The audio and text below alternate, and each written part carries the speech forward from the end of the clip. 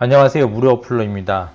오늘은 무료 이미지 보정 프로그램인 다크테이블에 대해서 그 인터페이스에 대해서 알아보겠습니다. 라이트룸과 매우 유사한 인터페이스를 보이고 있는데요. 우선 이렇게 다크테이블을 실행을 하면 세 가지 부분으로 나뉘게 됩니다. 제일 왼쪽에는 이미지를 가져오는 부분, 이미지에 대한 정보들, 그리고 중간 부분에는 필름 스트립이라고 해서 마치 필름 롤별로 보는 것처럼 슬라이드 필름 형식으로 보는 것처럼 그렇게 펼쳐줍니다.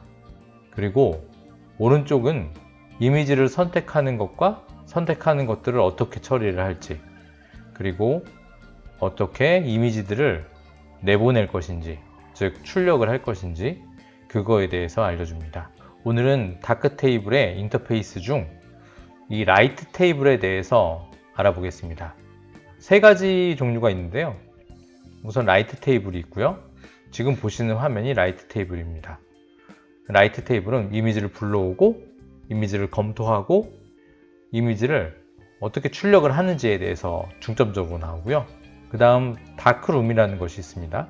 이미지를 선택하고 다크룸에 들어가시면은 다크룸에서는 선택된 이미지를 본격적으로 개선하는 작업을 할 수 있습니다. 아더스는 이 외에 다른 기능들에 대해서, 즉 슬라이드쇼, 테더링, 맵 기능 등을 볼 수 있습니다. 오늘은 라이트 테이블 탭에 대해서 그 인터페이스에 대해서 알아보겠습니다. 우선 이미지를 수정을 하고 개선을 하려면 가져와야겠죠. 그 이미지를 가져오는 작업이 임포트에서 수행을 할 수 있습니다. 임포트에는 여러 가지 기능들이 있는데요. 하나씩 살펴보겠습니다. 우선 이미지로서 가져오는 방법이 있고요. 각각의 이미지들을 가져올 수가 있습니다. 선택되는 이미지들이 있는 곳을 찾아가서 그 이미지들을 하나씩 혹은 여러 가지로 가져와서 작업을 할 수가 있습니다.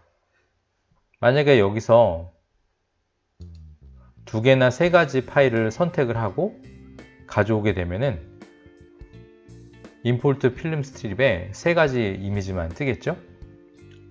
그리고 다른 것은 또 밑에 있는 것은 폴더입니다.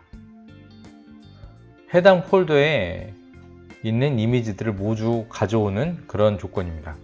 저희들이 이미지를 사진 촬영을 하고 이미지를 특정 폴더에 집어넣은 다음에 이 폴더에서 폴더 명령어를 사용을 해서 가져오면은 편하겠죠. 제가 자주 쓰는 명령 체계입니다. Scan for Device는 새로 연결된 장치에서, 즉 USB 드라이브라든지 새로 연결되는 장치입니다. 기존에 있던 장치가 아니고요. 아니면 카메라, 그리고 메모리, SD카드 그런 종류들에서 새로 인식이 되는 디바이스에서 사진을 가져오는 것입니다. 지금은 현재 No Supported Device Found라고 해서 새로운 디바이스가 검색이 되지 않고 있기 때문에 활성화되어 있지 않습니다. 그러면은 우선 폴더를 열어서 이미지들을 가져온 상황이라고 가정을 하고 이 이미지들을 가지고 설명을 드리겠습니다. 또 하단에 보시면은 컬렉트 이미지가 있는데요. 바로 이 이미지들이 우리가 필름 롤을 볼 때 예전에는 30몇 장, 그래서 45장, 32장 해서 필름 전체 숫자가 이렇게 슬라이드 필름 형식으로 이렇게 나왔죠. 그것처럼 필름 롤 형태로 본다는 것입니다. 그래서 그 폴더에 있는 상태를 이렇게 필름 전체 롤로 이렇게 볼 수 있는 거고요. 그리고 다음 옵션을 눌러주시면은 이 이미지들 상에서 특정 조건에 부합하는 이미지들만 골라줍니다. 한번 카메라를 눌러볼까요?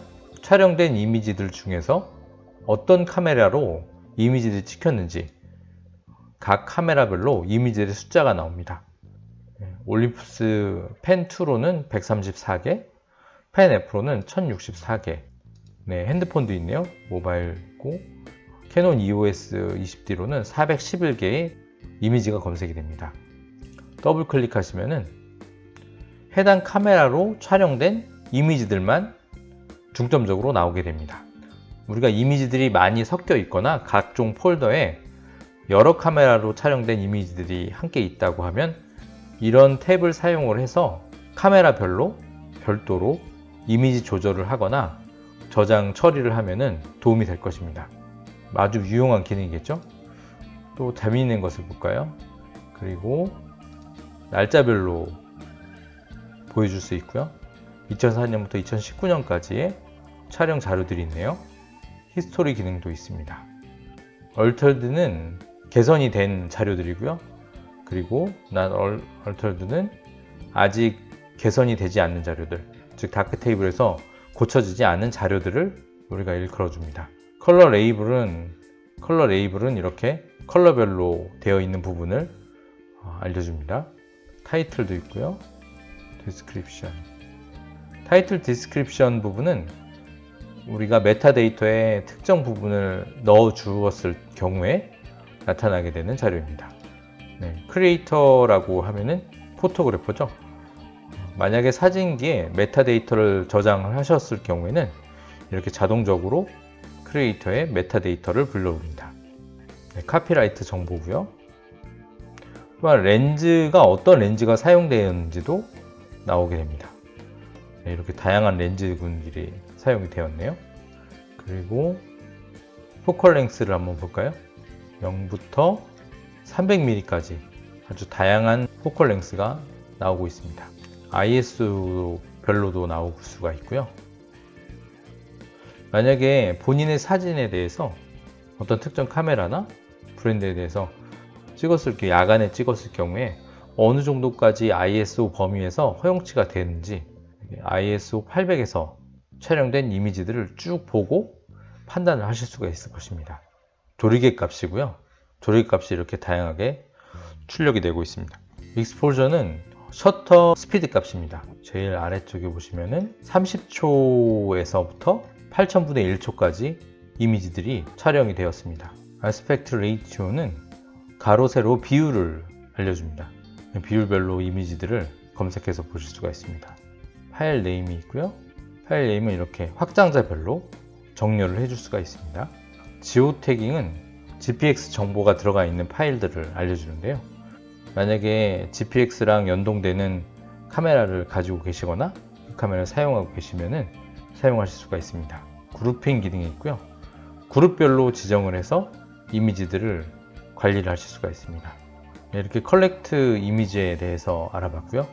이 컬렉트 이미지가 바로 여기서 특정 부분을 선택을 하면 그 값에 맞는 ISO 400에 맞는 이미지들만 따로 추려서 보기 화면에 이미지 화면에 보여주는 것입니다.